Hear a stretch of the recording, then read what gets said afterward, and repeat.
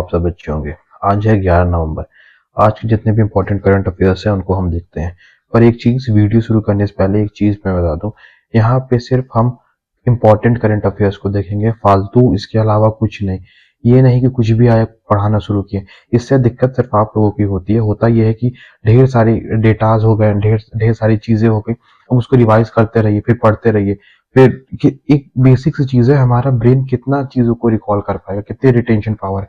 सिर्फ current affairs ही नहीं ना पढ़ना है, और भी तो सब्जेक्ट है, उन पे भी तो फोकस करना है। पता चला सिर्फ करंट अफेयर ही हम लेके बैठे हैं, उसको हम रिकॉल ही नहीं कर पा रहे, और एक याद करें फिर भूल जा रहा है। तो फिर जब मॉक देने बैठेंगे तो मॉक में नंबर नहीं आएंगे, और जब मॉक में नंबर नहीं आएंगे तो फिर ये लगता है कि इतनी सारी चीजें तो पढ़ रहे हैं, हो कुछ नहीं रहा है। तो कम पढ़िए, अच्छी पढ़िए, क्वालिटी वाली चीज पढ़िए। अगर डेटा सिर्फ इकट्ठे करने हैं तो बहुत जगह है पढ़ने के लिए, ठीक। बाकी चीजें तो होंगी, फिर तो पढ़ने के लिए बहुत सारी चीजें, फिर पढ़ते रहिए दिन भर। सिर्फ करंट अफेयर ही नहीं ना पढ़ना है, कम अच्छी चीजें पढ़िए। आप सारे क्वेश्चन नहीं कर सकते हैं। अगर 10 क्वेश्चन, 15 क्वेश्चन, 20 क्वेश्चन आ रहे हैं, तो अगर सपोज 20 भी क्वेश्चन आ रहे हैं, तो 15-17 सही करेंगे। अब 20 का 20 नहीं सही हो सकता। तो बस ये ध्यान में लेके चलिए कि सिर्फ आपको करंट अफेयर नहीं पढ़ना है, बल्कि आपके अदर भी सब्जेक्ट है जिनको आपको फोकस करते हुए चलना है। तो चलिए इसी के साथ शुरू करते हैं अपना पहला करंट अफेयर, जो कि है एक्सरसाइज त्रिशूल। इसके बारे में हम जानते हैं एक्सरसाइज त्रिशूल। एक्सरसाइज त्रिशूल है क्या? एक्सरसाइज त्रिशूल एक मिलिट्री ट्रेनिंग एक्सरसाइज है जो इंडियन एयरफोर्स कराती है अपने ऑपरेशन रेडीनेस को चेक करने के लिए, ठीक। इसमें इंडियन एयरफोर्स के फाइटर जेट्स होते हैं, हेलीकॉप्टर्स, मिसाइल और रडार सिस्टम मिलकर प्रैक्टिस करते हैं, ताकि रियल वर्ल्ड सिचुएशन में सब एकदम कोऑर्डिनेट और रेडी रह सके, ठीक है। और अब आपको एक क्वेश्चन आएगा, इसका नाम त्रिशूल कैसे पड़ा? इसलिए पड़ा कि जो हमारे शिव जी हैं, उनके जो जो त्रिशूल में तीन तिनके होते हैं। जो पहला दिखाता है पावर को, दूसरा दिखाता है प्रिसीजन को, और जो तीसरा है वो दिखाता है प्रोटेक्शन को।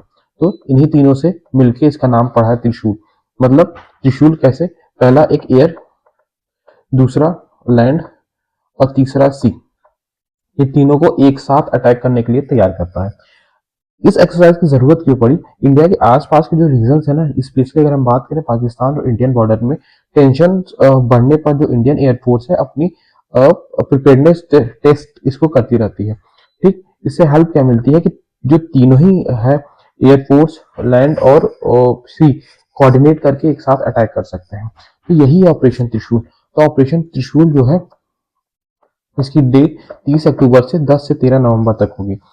कहाँ पे होगी? राजस्थान के डेजर्ट में होगी, गुजरात में होगी, ठीक, सर क्रिक मरीन और नॉर्थ अंडमान में, यहाँ पे ये ऑपरेशन त्रिशूल होगा। पार्टिसिपेट कौन करेगा? इंडियन आर्मी, इंडियन नेवी और एयरफोर्स, ये तीनों मिलकर पार्टिसिपेट करेंगे। तीनों एक दूसरे से कोऑर्डिनेट करेंगे ताकि रियल टाइम पे कुछ एकदम रेडी हो अटैक करने के लिए, ठीक है। और डोमेन टेस्टेड, लैंड पे, सी पे, एयर पे, इसमें इंक्लूड है साइबर, ईडब्ल्यू और स्पेक्ट्रम। इन सभी को एक साथ कोऑर्डिनेट करके यूज किया जाएगा, ताकि जब रियल में जरूरत पड़े तो ये कहीं पे भी कोई गलती ना हो, ठीक है। की ऑब्जेक्टिव बात करें तो ज्वाइंटनेस, मिल के सब लोग काम करेंगे। दूसरा है inter service synergy. Inter service synergy का क्या मतलब होता है? जब आर्मी, नेवी और एयरफोर्स तीनों एक साथ मिलकर कोऑर्डिनेट वे में काम करते हैं, तो उसे इंटर सर्विस सिनर्जी कहते हैं, ठीक। मतलब कि जब तीनों ही सेना एक साथ आके ऑपरेशन कोई करे तो उसको इंटर सर्विस सिनर्जी कहते हैं। फिर क्या है? Logistic service. लॉजिस्टिक सर्विस का मतलब एक सामान को इधर से लेके जाना। अगर आसान भाषा में कहें, सामान का सप्लाई चेन। जैसे ट्रूप्स को जो चाहिए, जैसे खाना, फ्यूल, व्हीकल, मेडिसिन, ये सारी चीजों को एक जगह से दूसरी जगह तक लेके जाना है, तो इसको बोलते हैं लॉजिस्टिक। फिर लॉजिस्टिक डिटर्मिनेशन। इसी तरीके से अगर हम बात करें सिग्निफिकेंट एस्पेक्ट्स की बात करें, तो एम्फीबियन ओप्स का क्या मतलब होता है? एम्फीबियन ओप्स का मतलब होता है जैसे लैंड सी दोनों पर एक साथ फाइट जो ऑपरेशन करते हैं, उनको बोलते हैं हम लोग एम्फीबियन ओप्स, ठीक। नेटवर्क सर्किट, वॉरफेयर और सेल्फ रिलायंस और पुश की तरफ, सेल्फ रिलायंस पुश करना है कि जो भी चीजें हैं हम इतने कैपेबल हैं कि हम खुद से कर सकते हैं। तो यही है ऑपरेशन त्रिशूल। आइए अब इससे रिलेटेड कुछ क्वेश्चंस को देखते हैं। पहला क्वेश्चन है हमारा, which of the following best describe the scope of exercise त्रिशूल 2025। तो इसका ऑप्शन क्या है? ऑप्शन बी है a trial service drill of Indian army navy air force covering land sea and air cyber and spectrum domain. ठीक, I hope आपको ये operation त्रिशूल अच्छे से समझ में आया होगा। क्या है, नाम कैसे पड़ा, कैसे कैसे चीजें हुई, त्रिशूल में क्या क्या चीजें इन्वॉल्व होती हैं, क्यों किया जाता है। आइए इसी तरीके से अब अपने दूसरे टॉपिक पे चलते हैं। तो हमारा दूसरा टॉपिक है कि जो हमारी द्रौपदी मुर्मू है जी है, हमारे जो प्रेसिडेंट हैं, वो 6 डे विजिट पे गई हैं अफ्रीका की 2 कंट्री पे। कौन कौन सी है? एक है अंगोला, दूसरा है बोत्सवाना। ठीक है, आइए इसको समझते हैं। प्रेसिडेंट है द्रौपदी मुर्मू जी, वो गई हैं 2 जगह, कहाँ कहाँ? अंगोला और बोत्सवाना। ठीक, उनकी जो विजिट थी वो कितने दिन की है? 6 दिन की है। वो पहली ऐसी प्रेसिडेंट है इंडिया की जो अंगोला गई है, और सेकंड जो है बोत्सवाना। ठीक है, इसका जो ऑब्जेक्टिव है, प्रेसिडेंट क्यों गई है हमारी वहां पे, तो स्ट्रेंथन करना है इंडिया अफ्रीका के रिलेशन को, स्पेशली किन किन चीजों पे? In trade, defence, education and digital cooperation. ठीक, यहाँ पे इंडिया ये रिप्रेजेंट करना चाहता है कि जो ये 2 कंट्री हैं वो इंडिया के बड़े क्लोज पार्टनर हैं, इसलिए यहाँ पे प्रेसिडेंट गई हैं। तो अगर हम अंगोला की विजिट की हाइलाइट्स की बात करें, तो पहली ऐसी विजिट है इंडियन प्रेसिडेंट टू अंगोला। इसको याद रखिएगा, एग्जाम के पॉइंट ऑफ व्यू से इंपॉर्टेंट हो जाता है, क्योंकि ये हमारे प्रेसिडेंट की विजिट है, वो भी पहली विजिट है कहाँ की? अंगोला की। इसके पहले कोई भी अंगोला नहीं गया था, कोई राष्ट्रपति। ठीक, मीटिंग विद अंगोला के प्रेसिडेंट से बात किए हैं, जुआ लुरिकैनो से ये मिली हैं। ठीक, बोत्सवाना की और हाइलाइट्स तो देखें, अगर हम बात करें, to attend India Botswana business form को इन्होंने अटेंड किया। ठीक, फोकस किस पे किया? ऑन रिन्यूएबल एनर्जी, हेल्थ और डिजिटल पार्टनरशिप पे। इनका जो मेन फोकस था किस पे था? एनर्जी पे फोकस करना, हेल्थ पे फोकस करना और डिजिटल पार्टनरशिप पे फोकस करना। और क्या था? स्ट्रेंथिंग करना cooperation under the India Africa forum summit framework. ठीक, स्ट्रेंथन करना कॉपरेशन को अंडर किसके अंडर? इंडिया और अफ्रीका फोरम समिट फ्रेमवर्क को सॉरी।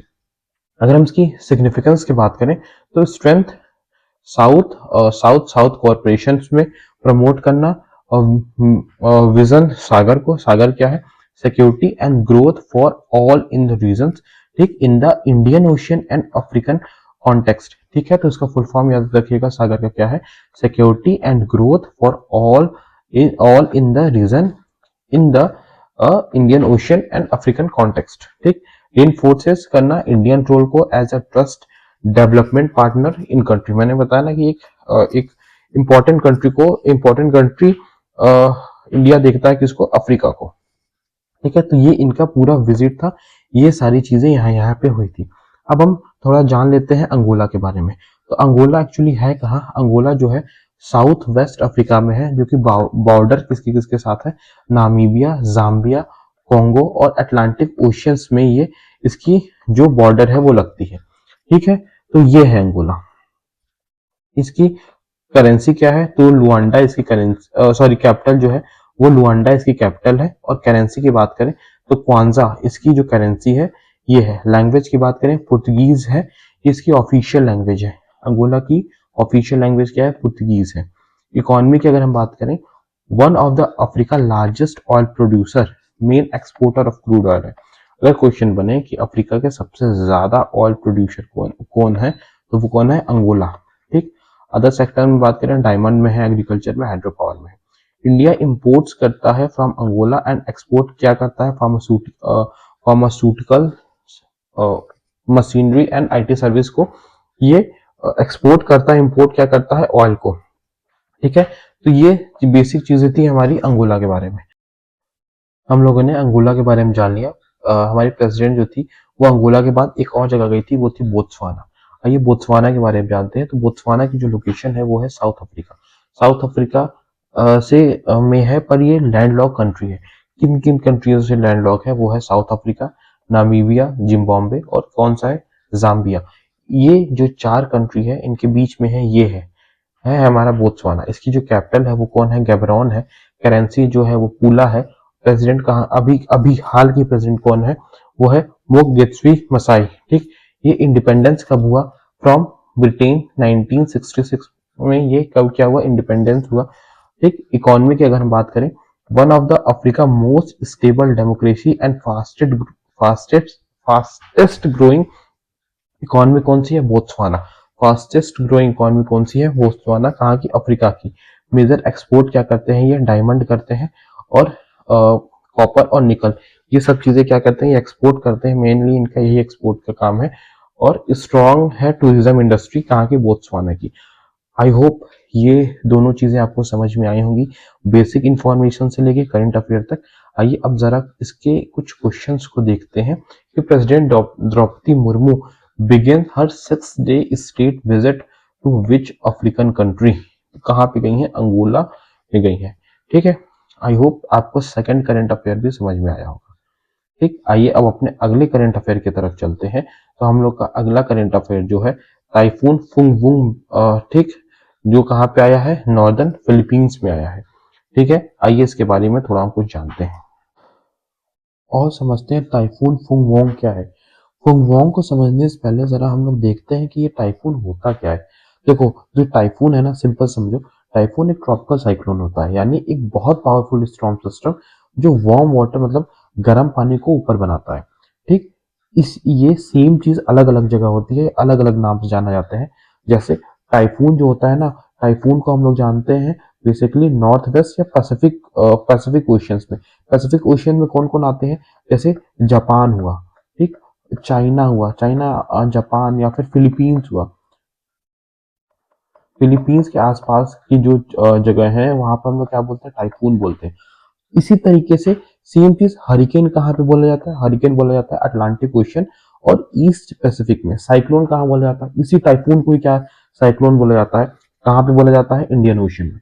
अच्छा, अभी तक नहीं समझ में आया तो उसको आसान भाषा में समझो कि टाइफून होता क्या है।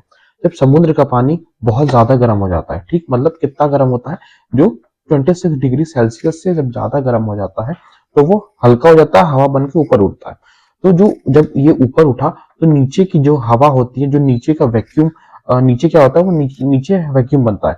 तो हवा क्या होता है? चारों तरफ से दौड़कर उस जगह पे आती है और ऊपर बादल में बारिश बनती है। धीरे धीरे हवा घूमकर एक बड़ा साइक्लोन बनाता है और जब ये जमीन तक पहुंचता है तो इसी को हम लोग बोलते हैं टाइफून। टाइफून, ठीक, अभी हाल ही में कहाँ पे आया है? नॉर्दर्न फिलीपींस में आया है, specially coastal and mountains area में। आई होप आपको ये समझ में आया होगा। टाइप ऑफ स्टॉर्म की बात करें, टाइफून अभी मैंने बताया एक ट्रॉपिकल साइक्लोन है। फॉर्म कहाँ, ये बना कहाँ पे है? वेस्टर्न पैसिफिक, मैंने बताया ना, पैसिफिक ओशियन में, जहां जहां चाइना जापान फिलीपींस वाले एरिया में इसको टाइफून बोलते हैं। टाइफून के बारे में जैसे मैंने बताया कि ये ट्रॉपिकल साइक्लोन है, form in the north west Pacific ocean में ये फॉर्म हुआ है। सेम फिनोमिना अलग अलग जगह बोलते हैं, जैसे हरिकेन बोलते हैं अटलांटिक ओशियन और ईस्टर्न पैसिफिक में। साइक्लोन कहाँ बोला जाता है? इंडियन ओशियन बोला जाता है। कारण क्या है? जब वार्म ओशियन 26 डिग्री से ज्यादा होती है तो low pressure area plus high humidity plus wind convergence मिलके ये बनाती है। क्यों फिलीपींस में ज्यादा टाइफून्स आते हैं? क्योंकि जो लोकेटेड है, ये टाइफून बेल्ट के पास फिलीपींस लोकेटेड है, मतलब वेस्टर्न पैसिफिक रीजन में आता है, इसलिए यहाँ पे ज्यादा आते हैं। तो जो एवरेज 20 टाइफून्स आते हैं ना पर ईयर, तो मैनी मेकिंग लैंडफॉल्स। ठीक है, तो आई होप ये समझ में आया होगा आपको टाइफून क्यों बनते हैं, कैसे बनते हैं, कहाँ आए हैं, क्यों फिलीपींस में ये सबसे ज्यादा आते हैं। आइए इससे रिलेटेड एक क्वेश्चन को देखते हैं। ठीक, in November 2025 which tropical storm caused severe destructions in Philippines, तो वो कौन सा था? टाइफून फुंगवोंग। आई होप ये आपको समझ में आया होगा और अभी तो ये याद रहेगा, पर एक हफ्ते 10 दिन या फिर एक महीने बाद यही इसी में कंफ्यूजन होने लगेगी कौन सा आया था। तो इसको एक बार जरूर देख लीजिएगा। आइए अब अपने अगले करंट अफेयर की तरफ चलते हैं। हमारा अगला करंट अफेयर है मलेरिया पैरासाइट्स डिस्कवर टर्न्स 145। क्या हुआ है? 145 साल हो गए मलेरिया के पैरासाइट्स को डिस्कवर किए हुए। इन्होंने ही खोजा था, इसके लिए इनको 1907 में क्या मिला था? नोबेल प्राइज मिला था। आइए जानते हैं कौन है ये और इन्होंने क्या किया था। ठीक, तो इनका नाम है, बात है 1880 की। तो इन्होंने डिस्कवर किया था, किसने डिस्कवर किया था? पैरासाइट, ये मलेरिया के पैरासाइट्स को डिस्कवर किया था। इनका नाम है चार्ल्स लुइस अल्फोंस लावरेन, जो एक फ्रांस के आर्मी डॉक्टर थे। ये अफ्रीका के हॉस्पिटल में एक बार उन्होंने क्या हुआ, एक माइक्रोस्कोप में देखा कि जो मलेरिया के पेशेंट के ब्लड में लिविंग पैरासाइट है, जिसका नाम दिया गया क्या चीज, प्लाज्मोडियम प्लाज्मोडियम पैरासाइट दिया गया। ये पहली बार किसी ने देखा था। ये एक इंपॉर्टेंट डिस्कवरी थी, क्योंकि इससे ये प्रूफ हुआ कि मलेरिया बैक्टीरिया या खराब हवा से नहीं बल्कि पैरासाइट्स के इन्फेक्शन से होता है। इसीलिए इनको दिया गया था 1907 में क्या चीज, नोबल नोबल प्राइज। अब हम समझते हैं कि ये होता क्या है। ठीक है, प्लाज्मोडियम पैरासाइट ये है क्या, अब ये तो समझना पड़ेगा ना। तो एक प्लाज्मोडियम एक माइक्रोस्कोपिक पैरासाइट है, ये बहुत छोटे होते हैं जो मलेरिया के नाम की बीमारी करते हैं। ठीक, ये ह्यूमन बॉडी में जाके जो हमारी आरबीसी होती है ना, आरबीसी के अंदर रहता है और उन्हें ये डिस्ट्रॉय करता है। आइए जानते हैं ये होता कैसे है, इसका ट्रांसमिशन, ये फैलते भी कैसे हैं।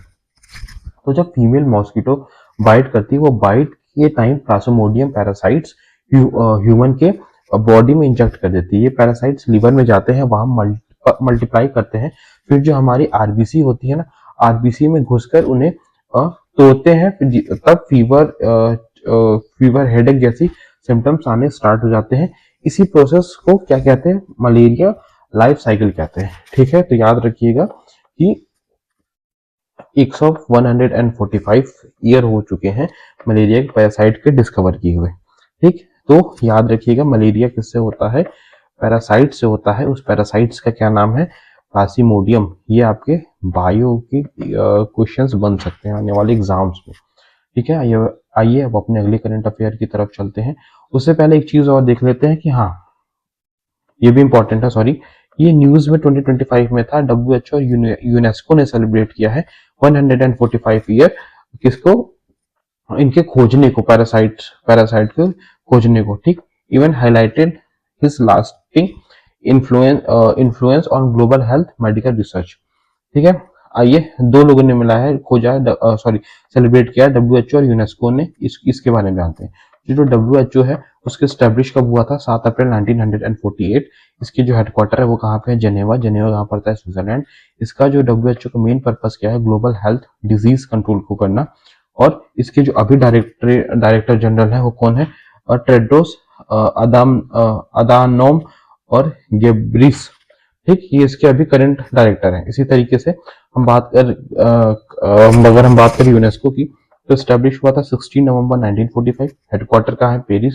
पेरिस कहाँ पड़ता है, फ्रांस में। इसका पर्पस क्या है, प्रमोट करना एजुकेशन को। ठीक है, साइंस को, कल्चरल और हेरिटेज को प्रमोट करना।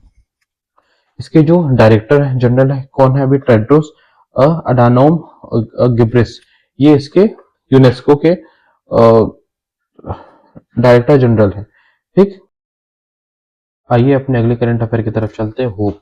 होप का क्या है, ये गूगल ने हाल ही में एक बड़ा स्टेप लिया है टुवर्ड्स कॉन्टिन्यूअल लर्निंग इन एआई। ये समझते हैं ये है क्या चीज, गूगल का। ठीक, तो जो गूगल का होप है, गूगल ने हाल ही में डेवलप किया है होप। होप, ठीक है, एक एक्सपेरिमेंटल मॉडल है। फुल फॉर्म क्या है, होप का हाइब्रिड ऑब्जेक्टिव प्रोसेस एम्बेडिंग। इसका क्या मतलब होता है, समझते हैं। अगर हम कॉन्सेप्ट की बात करें तो बेस्ड ऑन कॉन्टिन्यूअल लर्निंग, मतलब AI that learn new things with forgetting old knowledge. मतलब होप का मेन काम क्या है, पुरानी चीजों को याद रखते हुए नई चीजों को सीखना।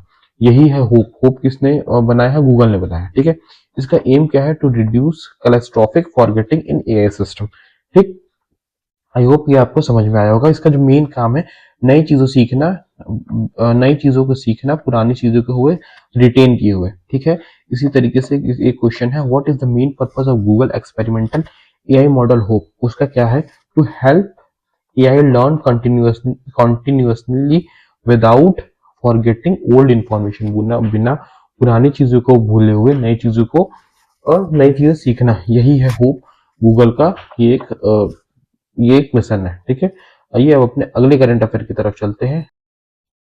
तो आइए समझते हैं कॉप ऑफ कुंभ है क्या।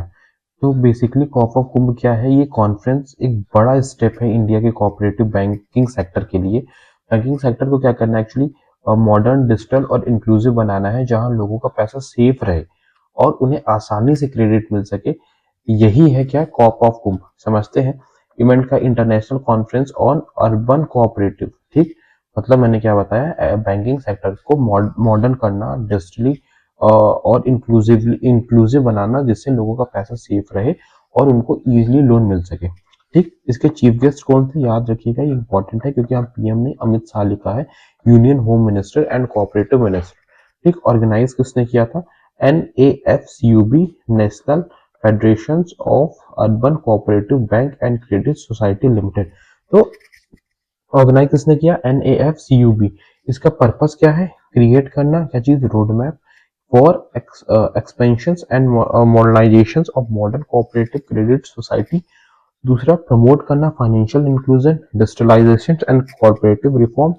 और तीसरा, स्ट्रेंथन करना अर्बन कोऑपरेटिव बैंकिंग स्ट्रक्चर को। तो यही इसका मेन फंक्शन है, यही है कॉप ऑफ कुंभ।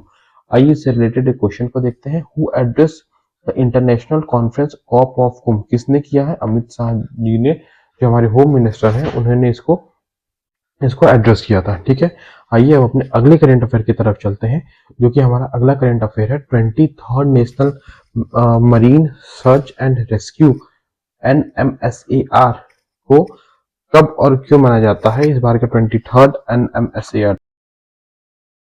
तो बेसिकली ये क्या है, जो 23rd NMSAR हुआ है, एक मीटिंग थी जिसमें इंडियन कोस्ट गार्ड और दूसरे डिपार्टमेंट मिलकर डिसाइड करते हैं कि जब समुद्र में कोई एक्सीडेंट होता है, सपोज कोई एक्सीडेंट होने पर लोगों को बचाने का के सिस्टम और मॉडर्न कैसे मॉडर्न तरीके से उनको बचाया जा सके, यही है national marine search and rescue.